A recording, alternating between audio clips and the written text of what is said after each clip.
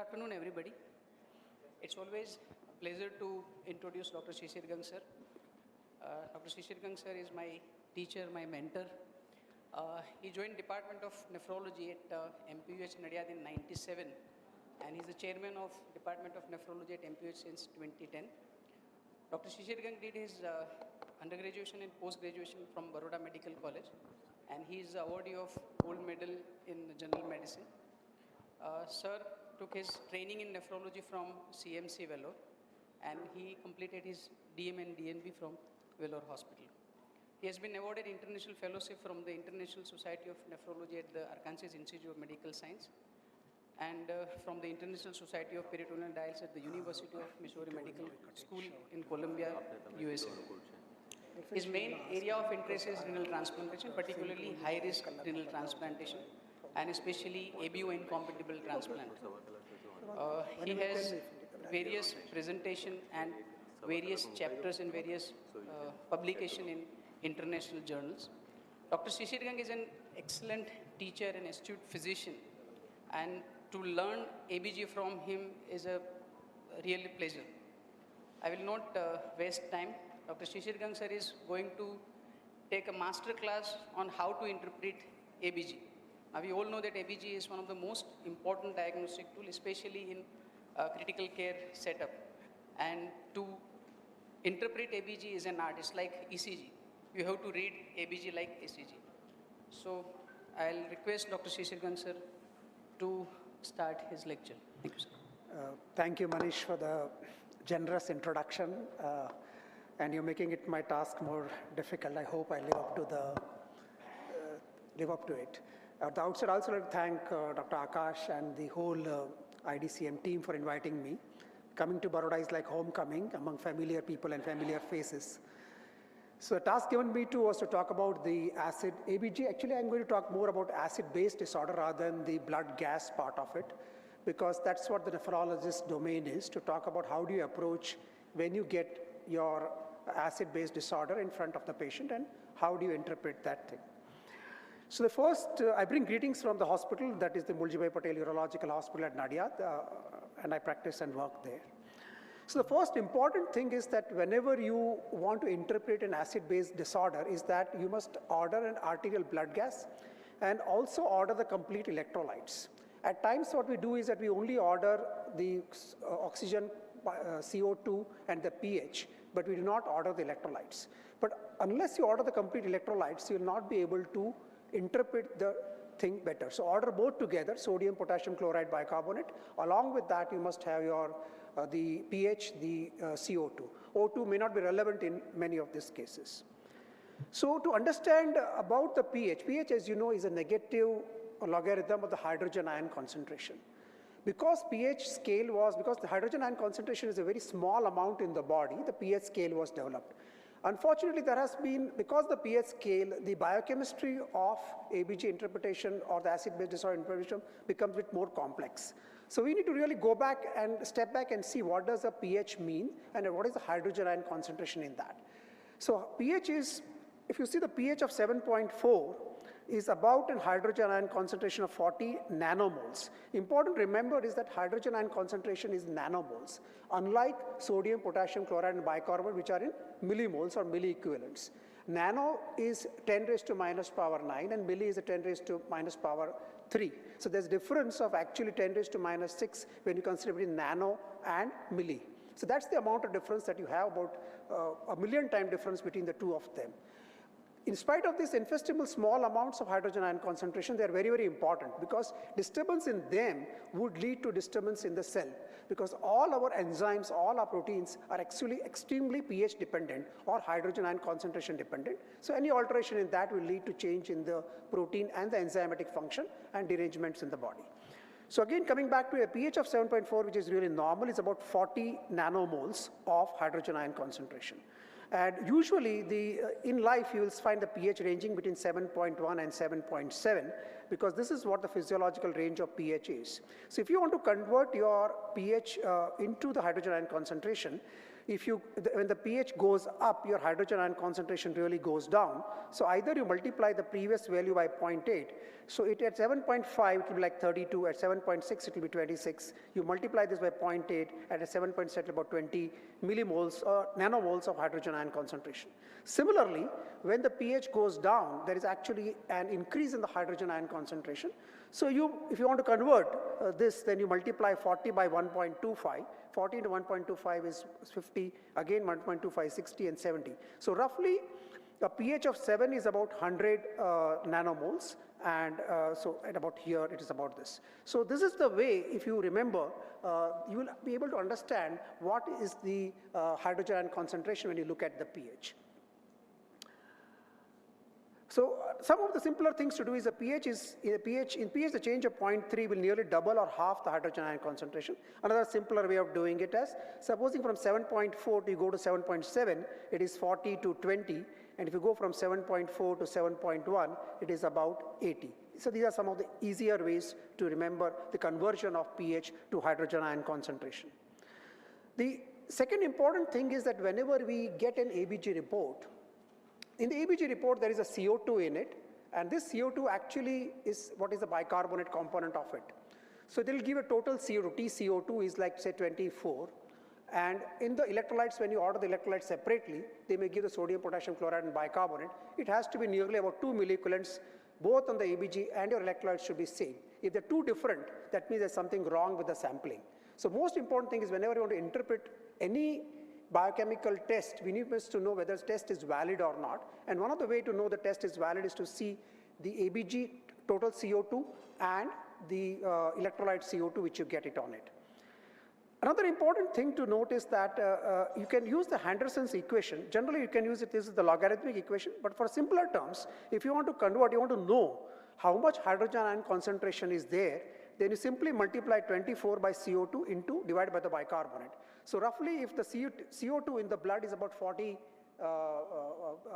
millimeters of mercury, so if you multiply 24 into 40, and usually the bicarbonate is 24, so you get about 40. So a normal pH of 7.4, the hydrogen ion concentration is about 40, and the pCO2 is about 40 millimeter of mercury. So this is the way you can do it very simply also, and of course you can use the log scale to do it also. So this Henderson's equation, the base of everything that we talked today.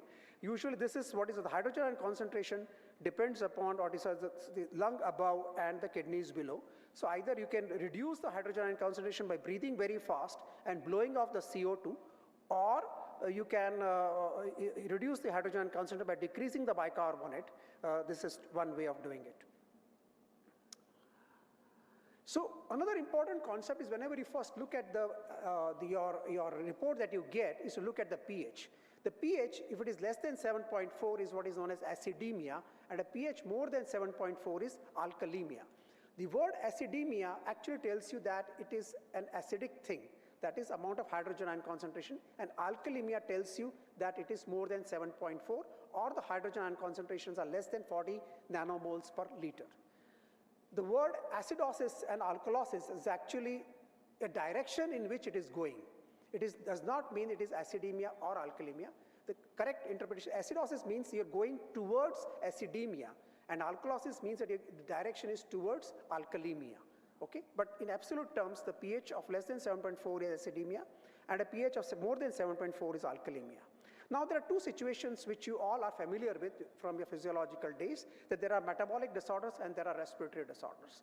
Essentially, the metabolic disorders are disorders where there is a bicarbonate disturbance, and the respiratory disorders where there is a pCO2 disturbance. So in a metabolic disorder, if your bicarbonate goes up, we call it as metabolic alkalosis, and if your bicarbonate goes down, we call it as metabolic acidosis. Similarly, in the respiratory disorder, if the pCO2 goes up, it is respiratory acidosis. If the pCO2 goes down, it is respiratory alkalosis. These are some of the common terms. Most important thing is that the body is designed such that we want to bring the pH towards the 7.4 target of pH. So whenever a body is stressed with, say, acids or with alkali, it will try to compensate by different mechanisms to get back to the pH of 7.4. Unfortunately, these compensations are not complete. because we can never complete the compensation. So if you have acids added to you, your body will try to bring the pH towards 7.4, but it will never reach 7.4. So whenever we are assessing an acid-base disorder, we want to know how is your body reacting to the acid load. So today you take in, say, some amount of acid, what will the body do to make the pH again come towards the thing? So if you're taking acids, say oral acids, then your body will, you'll breathe faster and you'll blow off the CO2 so that your pH comes closer to 7.4. But it will never come back to 7.4 exactly. So one of the important interpretations of the test is to see how is the body compensating whenever you are stressed by either acids or alkalis. And the first familiar disorder is what is called as a metabolic disorder, is the metabolic acidosis. So the first step is to see if your pH is low and your bicarbonate is low, it is at least metabolic acidosis. Now, if there is metabolic acidosis, the body has to compensate for it, and it will try to do so by reducing the PCO2. How do you reduce your PCO2? You start breathing faster. So in metabolic acidosis, you get a very rapid breathing, or what is say acidotic breathing, which is essentially breathing rapidly. When you breathe rapidly, you blow off your CO2. Now, what is the amount of PCO2 the body will try to compensate? This is what is known as the Winter's equation. Okay, this is 1.5 times the bicarbonate that you have, plus 8 plus or minus 2. This is important to know. If you get metabolic acidosis, how much of the PCO2 the body will try to blow off. If it is not doing that job properly, then that would mean there might be some other disorder also present. And for the purpose of you, I have given a handout in which I have put up all the compensations and calculations. You don't have to remember all of them, but it will just get you interested how to do that. Similarly, there are other simpler methods of also calculating the PCO2 compensation, which is shown over here. In metabolic alkalosis, you have a pH which is high, that is a bicarbonate is high because this is a metabolic disorder, and the compensation is because the pH has gone up, you want to retain the CO2 to bring the pH back from the higher level to the lower level, and your PCO2 will be retained, so you hypoventilate. So in metabolic alkalosis, you hypoventilate, but this hypoventilation is not very severe that you see, but it does happen, that is PCO2 would be somewhere around 0.9 into bicarbonate plus 9, and sometimes may be variable. Similarly, in the respiratory disorders, there can be two situations which happen. Whenever you have got a primary respiratory disorder, the kidneys have to compensate. Unlike the lungs, which you can compensate very rapidly, because you can increase your respiratory rate very quickly and you can bring it down quickly, the kidneys take time to compensate. So whenever there is a primary respiratory disorder, the kidneys to compensate will take time. So if there's a very acute respiratory disorder, like supposing somebody's throat has been stored and his PCO2 goes up, the kidneys will not try to retain the bicarbonate very quickly. But if it is a chronic one over a period of time, for example, say patient has got chronic obstructive lung disease, then there is sufficient time available for the kidneys to compensate. That's why whenever you look at compensation in case of respiratory disorders, you have to see clinically whether it is acute respiratory disorder or a chronic respiratory disorder. Chronic respiratory disorders will have a lot of time to compensate. And therefore, you will see that in respiratory acidosis and chronic disorders, the bicarbonate increase may be as much as 3 to 4 milliequivalents for every 10 millimeter increase in the PCO2. Just to give you an example over here, okay? Because it has got a lot of time to compensate. So therefore, if your PCO2 becomes from normal PCO2 say 40, it becomes 60 because of chronic COPD, then how much bicarbonate up that you would expect them to have will be somewhere from 24, so it's about 3 to 4 milliequivalents, so maybe up to 8, so it can be as much as high as 32. So many patients of COPD, if the PCO2 is 60 in the chronic state, you will see that the bicarbonates are hanging around 30 and 32, okay? So like that, you will know the compensation. If this compensation is not happening, then you have to really know what's the reason for the compensation not happening. So just to go back to look at it, so first step is to obtain a minimum diagnosis whether there is acidemia or alkalemia, pH is low or high, whether it is metabolic or whether it is respiratory, meaning whether the acidemia is because of low bicarbonate or acidemia is because of high PCO2. So this is the first step. So whenever you do the first step is to obtain a minimum diagnosis, that patient has got pH which is low and bicarbonate is low, that means there is at least metabolic acidosis, the first step, okay? And the second step would be to determine the compensation, that how is the body compensating for that disorder. And then once you have done your initial, say supposing the patient has got metabolic acidosis, I'm just giving an example, we'll look at some of the examples, you determine the anion gap. Okay, a lot of you are familiar with this anion gap. Essentially, the positive ions are equal to the negative ions in the plasma. There can never be one ion more or not because it is usually electroneutral. Okay, but we don't measure all the positives, all the negative ions. So there are a lot of positive ions. Of course, the predominant being the sodium, and there are other positives like calcium, magnesium, and potassium. And the negative ions are predominantly chloride. There is bicarbonate, and there are numerous other proteins in them. So generally what we say is that when you do not measure them, the sodium minus bicarbonate plus chloride is usually 12 plus or minus 2. That is the anion gap is, usual anion gap is between 8 to 12. Okay? Now sometimes what happens is that if your albumin is low, albumin contributes significantly to the anion gap. But if your albumin is low, the contribution to the anion gap may reduce. And therefore, the normal anion gap, which is usually, say, normal anion gap is say, usually 12. But the albumin drops from 4 gram to 3 grams. Albumin is contributing 2.5 milliequivalents per gram. Then your normal anion gap may come down to as low as about 9.5 or so. Okay? So whenever you have a hypoalbuminemia, your normal anion gap reduces. So instead of taking 10, you may take it as 8.5 or 8, depending upon the degree of hypoalbuminemia which is there. This is especially important in patients if you're seeing in the ICU settings where there is significantly hypoalbuminemia may be there. Important to note is that whenever there is increase in the anion gap, the acidosis has always to be there. So sometimes, especially for the students at the end, they sometimes put up a picture where their pH is 7.4, everything is given as normal. On the electrolytes, when you check, there is an anion gap. So this anion gap tells you that there is a metabolic acidosis inside this patient's problem, and there might be compensation, therefore the pH has not moved significantly. So always calculate the anion gap from the electrolytes that you get. So it is sodium minus bicarbonate plus chloride, and the usual numbers are this. Once you have determined your anion gap, you know that this is patient's example I give is metabolic acidosis. The second step is to know, this is getting, a next step is a bit complicated, and I would want your full attention to it. Because you want to really know, sometimes there are two disorders. That is, there's a metabolic acidosis and a metabolic alkalosis. So really, how do you, because the patient comes with a single report, so how do you know that two disorders are there, what you call as the dual disorders? So in that, what you normally do is that you calculate what is known as a delta anion gap. Now, this delta anion gap is AG, which is calculated, that is you're done from your AG, that is sodium minus chloride plus bicarbonate, minus the normal anion. Normal anion gap is supposing, in this case, if you normally take it as 10 or 8, that you calculate that. This is what is known as the delta anion gap. Now, this delta anion gap, when you add to the bicarbonate, you will get the starting bicarbonate. If your starting bicarbonate is abnormally high, then it tells you that patient has got underlying metabolic alkalosis or not. Because just to give you an example, if supposing the patient is having vomiting, so if you vomit a lot, what you get is metabolic alkalosis because you're losing acids in it. Because of vomiting, you develop hypotension. You develop hypotension and you become hypotensive, your lactates go up. Okay? Your lactates go up, it is acidosis.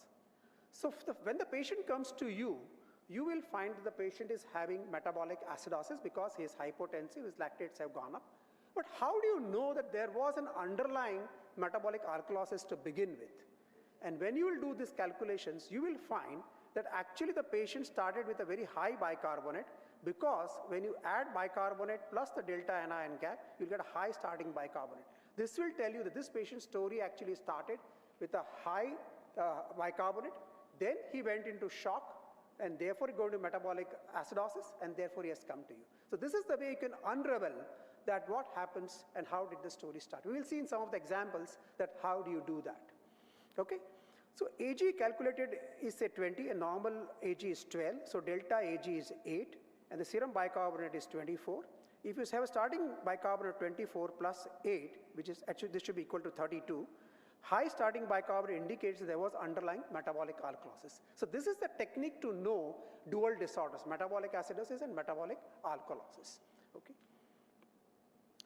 Now, generally, there can be triple disorders also where you have a metabolic acidosis, metabolic alkalosis, and along with that you can have a respiratory acidosis or alkalosis. Usually quadruple disorders don't happen, that you don't have everything four together to take metabolic acidosis, alkalosis, respiratory and acidosis and alkalosis. Generally, respiratory acidosis and alkalosis don't go together because you can't breathe fast and slow at the same time.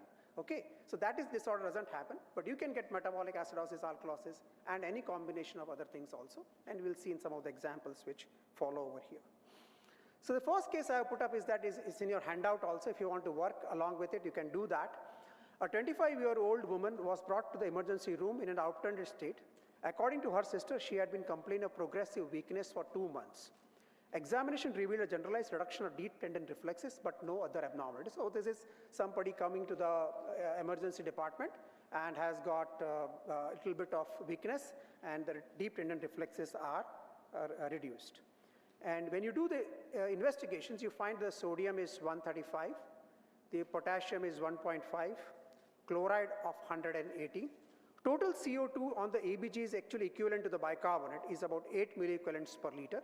And the unmeasured anions, or what is known as the, what you call it, the anion gap, is about 10 milliequivalents per liter. On the arterial blood, you find a PCO2 of 40, a pH of 6.9. As I said, a pH of 6.9, if you convert that, pH of 7 is about 100 nanomoles of hydrogen ion concentration, and 6.9 is more than 100, is about 125 nanomoles of hydrogen ion concentration. And on the ABG, the bicarbonate is about 7. So this 8 here on the electrolytes and 7 means that both nearly same. And the urine pH is 6.5, and the specific gravity is 1.02. Okay. So again, reiterating, 135 sodium, 1.5 potassium, chloride 118, bicarbonate is low, and the pH is low. So at least, now let's work up step by step. The first case I will do. The second case is then you can also do it on your own.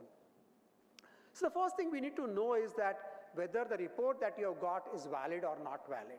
So what is the hydrogen ion concentration? So as I gave you the Henderson's equation, 24 into PCO2 divided by the bicarb. So 24 into 40 was the PaCO2 divided by 8 is 120. And they have given a hydrogen ion concentration of 125. So this report is valid. So there's no problem with the report at least. Okay, that's the first step. And then the second step is to see what is the primary disorder. First step first is that you look at the pH.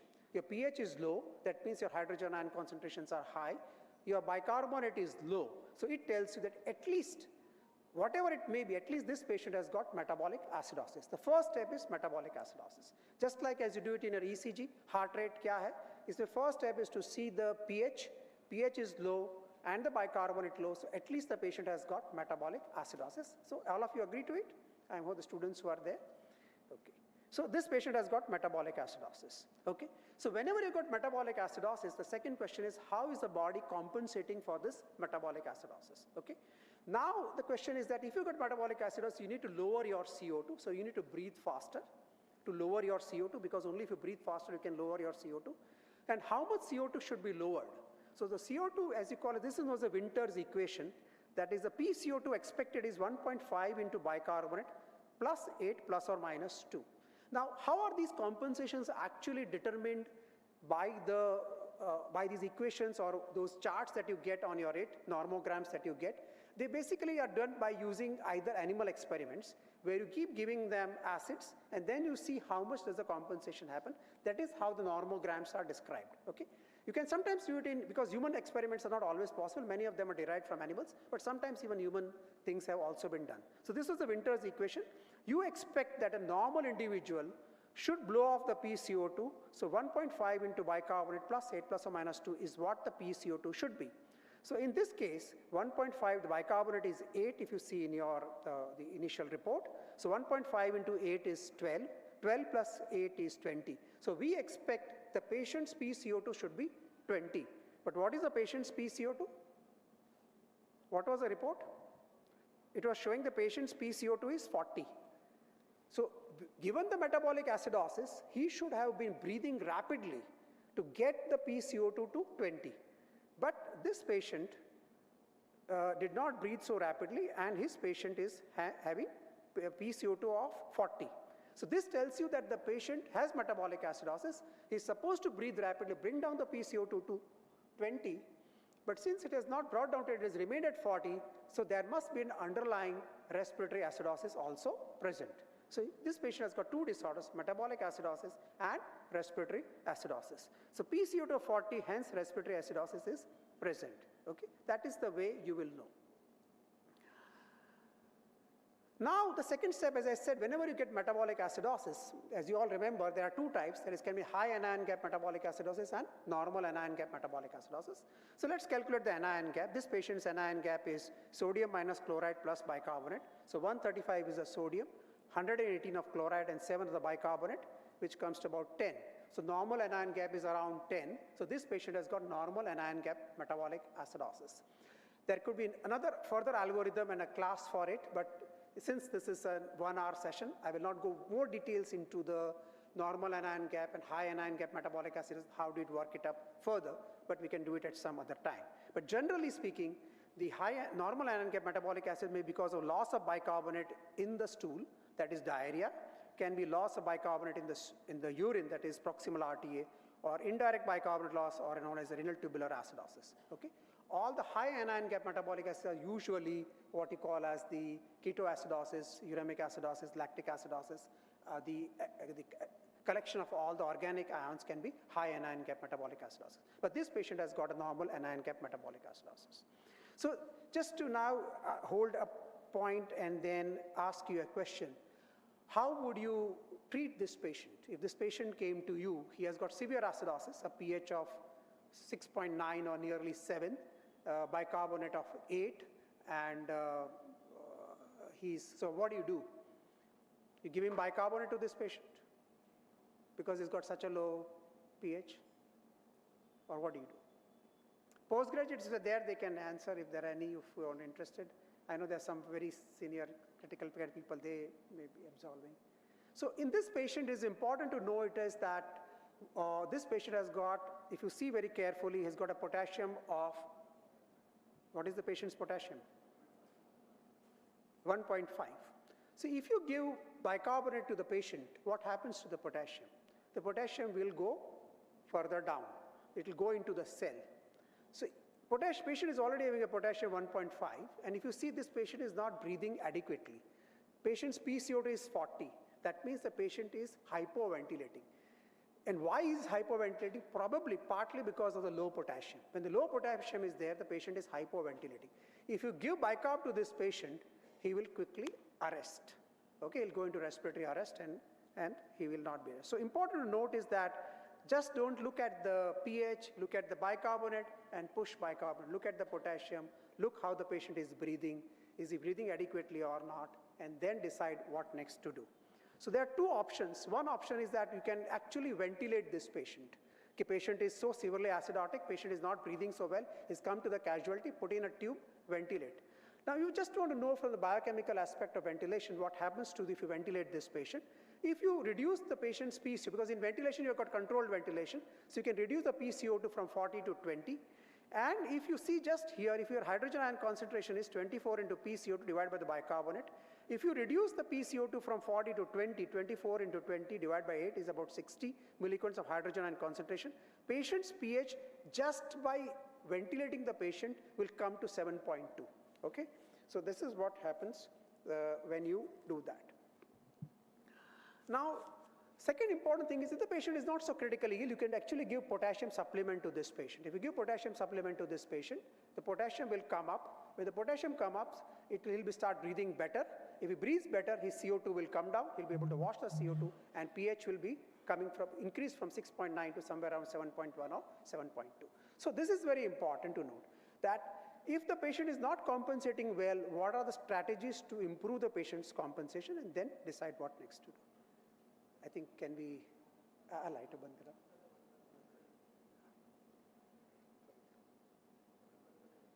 So let's move on to the second case. If you want to work up, I can work up this case, but I'll read it for you. It's an 18-year-old juvenile diabetic is admitted to the hospital with recent onset of altered mental status.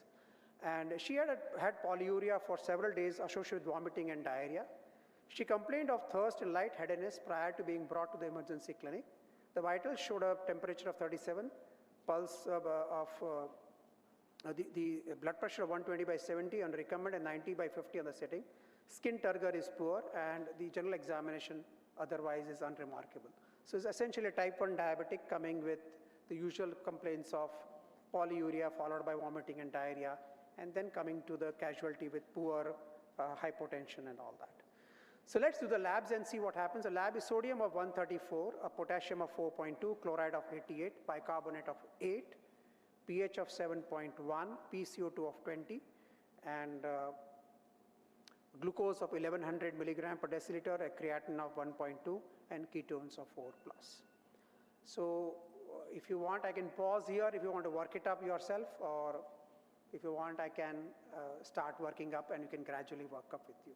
So again, as I said, that you look at the pH. The pH is low, the bicarbonate is low, and this tells you the pH and the bicarbonate being low, it tells you there is at least metabolic acidosis being present. So the first step is to see, and these are the, I've just put up the questions because I thought you would work it up. Is it a simple anion gap metabolic acidosis? Is it a mixed metabolic acidosis, respiratory mixed anion gap with this or other? But let's work up and see. So the first step is to see whether the equation is valid or not. pH of 7.1.9 is a hydrogen ion concentration of 64. If you did the calculations which I've given you, 24 into PaCO divided by bicarbonate, 64 on the report and 60 in the calculation, both tells you that this report is valid.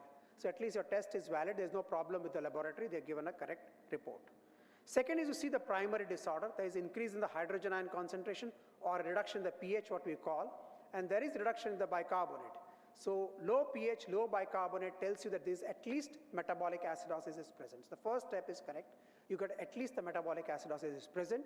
So whenever there is metabolic acidosis, as I said, we need to know whether the patient is compensating very well or not. If you have metabolic acidosis, you need to breathe faster, so your CO2 should come down. How much should the CO2 come down? So PCO2, as I said, that the compensatory response is 1.5 into bicarbonate plus 8 plus or minus 2. So that is roughly about 1.5 into 8 plus 8, that is about 20. And the patient's PCO2, let's go back. Patient's PCO2 is 20 here. And in the calculations, what we have done shows us that 1.5 into bicarb, which is 8, plus 8 is about 20. PCO2 is 20, so there's adequate compensation. So for the given degree of metabolic acidosis, patient is breathing appropriately and the compensation is adequate. Now the second thing is to calculate the anion gap. As I said, whenever there's metabolic acid, the approach is to calculate the anion gap. There is sodium minus chloride plus bicarbonate. And here it is showing that 134 minus 88 plus 8, that is 38. If you go back, let's see what it is. So your bicarbonate, chloride is 88. So this low chlorides. So it is telling you 134 minus is about 38. So this is the anion gap. Now here we want to really know, we already know that patient has got metabolic acidosis, compensated adequately, and the anion gap is high. So he's got a high anion gap metabolic acidosis, which in a type 1 diabetic, you would expect that in patients with type 1 diabetes, if they become acidotic, often it is because of ketoacidosis, they can have a high anion gap metabolic acidosis.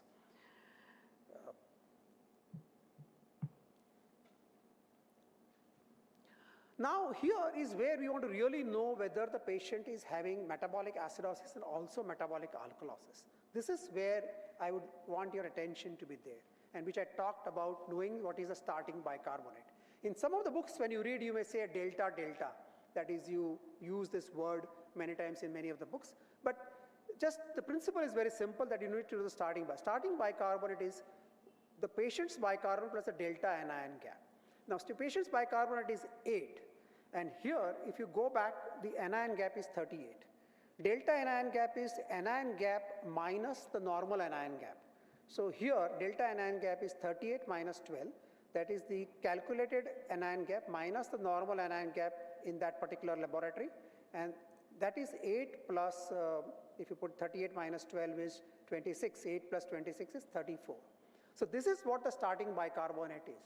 If the starting bicarbonate is more than 24, that means that there is an underlying metabolic alkalosis.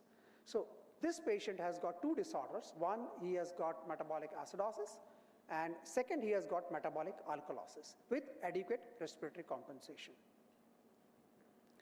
So he's got both metabolic acidosis and alkalosis. And just to hold a point here, as I discussed with you earlier, that this patient probably had nausea and vomiting, and then he also developed diabetic ketoacidosis. So initially he had high bicarbonate, and when he developed diabetic ketoacidosis, his bicarbonate started going down, and therefore from 30, If you see here, it was 34. When he had vomiting, the bicarbonate had gone up to 34, and then he went into hypotension and ketoacidosis, the bicarbonate dropped to 8. But with this calculation, we could know that patient has got both metabolic acidosis and metabolic alkalosis, okay? And he's got a high anion gap. And in fact, actually, because of the vomiting, that's why when we give saline to these patients, and we treat patients of diabetic ketosis, we're giving them saline. What the saline will actually do is it will bring down the starting bicarbonate which was there, it will brought down. So if you see in the reverse, but in the patient given, blood pressure will come up, he will start, the kidneys will start then excreting the ions and things will get back to normal. At some point, we could actually do the calculation of reverse to see when you treat the patient what really happens, what the story goes back. But the simple to remember is this, that how do you unearth two disorders? Okay. Now coming to the last case, because I thought too much will be too much, so I'll just do 3 cases for you. You have a 57-year-old housewife, a known case of, this was a case actually in our own hospital, a known case of type 2 diabetes for 8 years on OHA, DB, and no longer nowadays, it's an older case. Twice a day was seen in urology OPD for left loin pain, and left renal calculus was suspected. Her serum creatinine at the outpatient department was 1.4. She underwent an intravenous urogram. Next day morning, she developed loose motions, 8 to 10, with nausea and vomiting. She got admitted to the hospital at 2:45 p.m. with increasing breathlessness. So essentially, a patient who is type 2 diabetic develops a left loin pain, goes to the urology. They want to undergo, nowadays they would do a CT IVU rather than a simple IVU, and then develops loose motions, nausea and vomiting, and is admitted to the hospital with increasing breathlessness. On general examination, condition was poor. She had tachycardia, acidotic breathing, and appeared dehydrated. On systemic examination, she was drowsy but arousable with no focal neurological deficit. Abdominal examination showed mild distension with peristalsis were present, and respiratory and cardiovascular examinations were unremarkable. So the lab showed a hemoglobin of 12 grams, a total WBC of 29,500, with polymorphs that shift to the left of 95%, lymphocyte 5%, urine pH is acidic, specific gravity is 1025, protein 1 plus, glucose in ketones absent, leukocytes 10 to 15, and occasional erythrocytes. In the lab, if you see, this patient had a pH of 6.8, again a very severely acidotic, hydrogen ion concentration of 156. When you convert the pH to hydrogen ion concentration, pH of 7 is about 100, then you multiply 1.25 is 125, and if it is 6.8, it really goes up to 156. The PO2 is 92, the PCO2 is 22, the bicarbonate is 3.4, very severely low bicarbonate. Total CO2, which is on the ABG, is 4.4, and the oxygen saturation is 8. Here, the sodium is 135, the potassium is high, 7.5. It has moved a bit. The chloride is 90, the bicarbonate is 3.4, and the blood urea is 115, and serum creatinine is 3. Again, I'll repeat for you, sodium 135, potassium 7.5, chloride of 90, bicarbonate of 3.5, and a creatinine of 3, and blood glucose of 412. How do you approach this problem? So essentially what you do is, again, go back. I think this has come up very well. I thought that was not appropriate. Just to tell you again the same thing. Again, you do the same thing, you see whether the equation is valid or not. So 24 into PCO2 divided by the bicarbonate, that is 24 into 22. 22 is the patient's PCO2 here, and you do 24 into 22 divided by the PCO2 is 155. This is what you can do. You can do your hydrogen ion calculation from the PCO2 and bicarbonate. Okay, so you don't have to really see the pH also. If you get a PCO2 and a P, but these are all, because hydrogen ion concentration is actually a calculated thing. pH is a calculated thing. So you can do it from your Henderson's equation, that is 24 into PCO2 divided by the bicarbonate. This is 155, it is our calculation. And the lab has also given 156 on the pH. So it corroborates, telling you the report is correct. Now again, the same thing, that patient has got a low pH, that is high hydrogen ion concentration, low bicarbonate, so at least patient has got metabolic acidosis. So you all agree with this, no-brainer, we already discussed in 2 previous cases, that this patient has at least got, to begin with, metabolic acidosis. And whenever you get metabolic acidosis, you need to look for the compensation, how much is the patient compensating. So you have to breathe faster. So the compensation is given by 1.5 into bicarbonate plus 8 plus or minus 2. There is 1.5 into 3.4 plus 8. So PCO2 should have been 13. Now, to be very honest, it's very difficult to really blow off so much of the CO2. You need to really breathe very rapidly. Patients can't do that. So the patient's PCO2 is 22. It is more than expected because the patient must get really tired and fatigued. You have to breathe so rapidly to bring your pH to what would be expected. So patient has got respiratory acidosis. The patient has got some hypoventilation expected for the degree of bicarbonate. So patient is hypoventilated. So there are two problems, metabolic acidosis and respiratory acidosis. Now let's look at the anion gap, because whenever there's metabolic acidosis, you need to calculate the anion gap. That is the third step. So sodium minus chloride minus bicarbonate. So 135 minus 90 minus 3.4. So just to remind you go back and see here the bicarb is 3.2, the chloride is 90, and the sodium. So sodium minus chloride minus bicarb is about 41.6. So the high anion gap metabolic acidosis. He has got two things which are now clearly defined, that this patient has got a metabolic acidosis and high anion gap metabolic acid and respiratory acidosis also. So two disorders, and the metabolic acidosis of high anion variety. Now we want to really know whether there's a third disorder present or not present. To do that, as I said, that normally what happens is that the change in the anion gap is the change in the bicarbonate. So if your anion gap increases from say 10 to 22, say 12 is the increase in the anion gap, and your bicarbonate will drop from 24 to 12. So that is usually the thing. Okay. So to calculate the delta anion gap, which I talked about earlier, is a calculated anion gap. This is what you have calculated in the previous slide, 41. This is our calculated anion gap. And the normal anion gap you have taken as 12, assuming that the patient's albumin is okay. Possibly the albumin would have been a little lower. So this is the delta. Delta is the calculated minus the normal. So that is about 30, 29.6 or roughly about 30. Now the starting bicarbonate, as I said, is actually the patient's serum bicarbonate plus the delta Ag. Okay? So patient's serum bicarbonate delta Ag, that is the 33.4 plus 2.9, that is 33. 33 is more than 24, and therefore the patient also has got underlying metabolic alkalosis. So this is a triple disorder. Patient has got metabolic acidosis, expected compensation was not there, PCO2 was high, so patient has got respiratory acidosis. Then we took up the calculation to see what was the starting bicarbonate. In this case, the starting bicarbonate calculation comes to about 33, so he has got underlying metabolic alkalosis also present. So this is the way you think for the triple disorders which are there.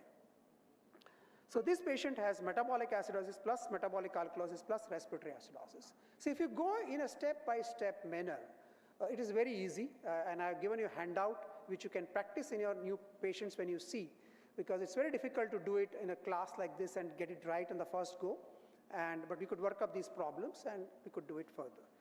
So now what happens is, what are the contributors to the renal failure and the degree of problems that she had? So she had a pre-existing renal disease. Her serum creatinine was 1.4. She had a pain and she was vomiting. So that probably led to the metabolic alkalosis. Then a contrast was given to her. So probably that added to the renal failure. And then next day she had much more severe pain and hypotensive. She went into sepsis.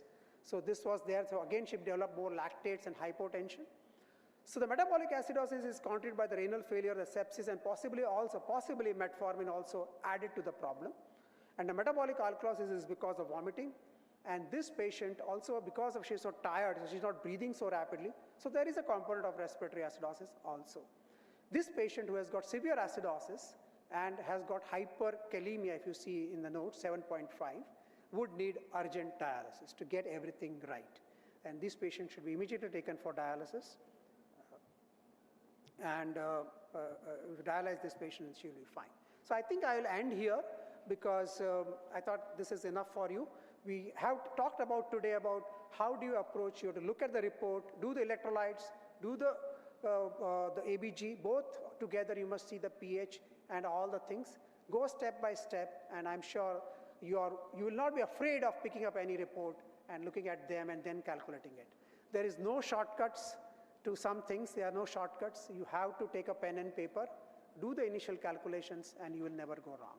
I can assure you that. Thank you. Thank you for your patience.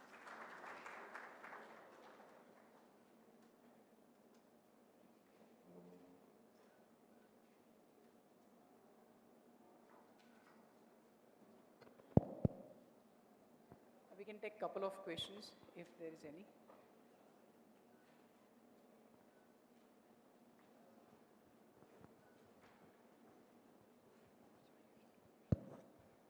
Sir, brilliant learning.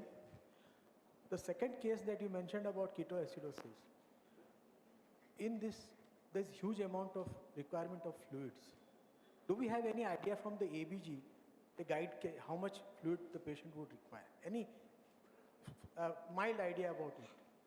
Unfortunately, there are no very good tests of fluid administration in the sense that, but usually, as you rightly mentioned, we would look at all the clinical parameters to see when you start giving fluid. So, and in practice, as you give them a large amount of fluid, because these patients are hypotensive, postural hypotension, there is no biochemical test of the amount of fluid the patient is deficit or the amount of fluid that needs to be given.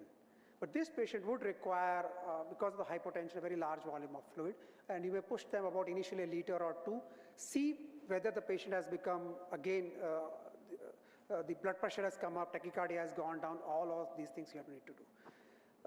You are right, if there was some good formula that, okay, from this you give 2 liters of fluid or 3 liters, you have to be at the bedside, there is no other guidance other than seeing the patient.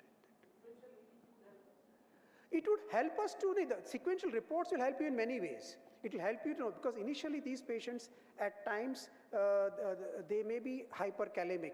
And then when you do the next step, they may become hypokalemic, then you might have to supplement potassium to these patients. So sequential reports definitely will help you to know, and then the acidosis starts correcting, then the patients, all the reports will get better. And clinically also, and your ketones will start coming down, the pH will start improving. And sometimes what happens is that these patients, as you all know, sugars come down, but they still remain acidotic, ketones are still positive. In that situation, as we all understand, you give them dextrose and give them insulin. So all sequential reports will definitely help you to know whether you should not become in hyperkalemia initially, and then they may become actually hypokalemic later on, because when you give them insulin to these patients, give them fluid, give them everything, acidosis corrects, all that will cause transcellular shift of potassium, and they can become hypokalemic. So sequential reports will guide you what to do, but in fact, actually you start treating these patients, initially the high anion gap metabolic acidosis will change to a normal anion gap metabolic acidosis. So if you want to really be a purist and you want to really follow biochemically, you treat these patients, and then they should become, if they're still acidotic, they'll become normal anion gap metabolic acidosis, and then finally they will correct to normalcy. So like that you can, it's more of a scientific inquisitiveness to do sometimes, but you can do that.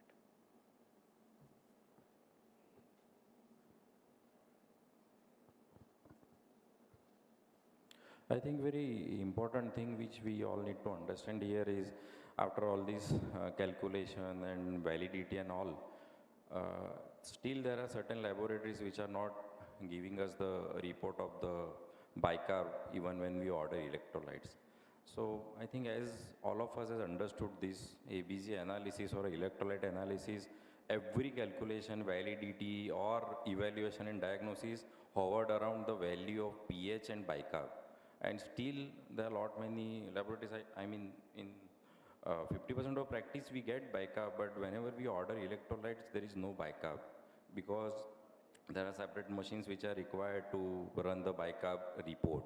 In fact, on the ABG, whatever bicarb we get is a derived value, it is not the actual measured value. So I think we should ask our laboratory friends whenever we are ordering from the outside to get the bicarb report every time whenever we order electrolyte. Yeah, I agree with you, and I think probably if you ask the lab, and they'll be happy to invest, because at our hospital we're doing it, and because you follow a lot of, not only from this, but a lot of renal failure patients, if you follow, you want to know what the bicarbonate is, and to titrate your sodium bicarbonate dosing, and to know whether they are having a low bicarb or not. I think a good test, as you mentioned rightly, it's time that we insist to our labs that they start giving us, and I don't think it's very expensive if they start it in large numbers. I agree with you. Any more questions? I think we can close the session then. Thank you, sir.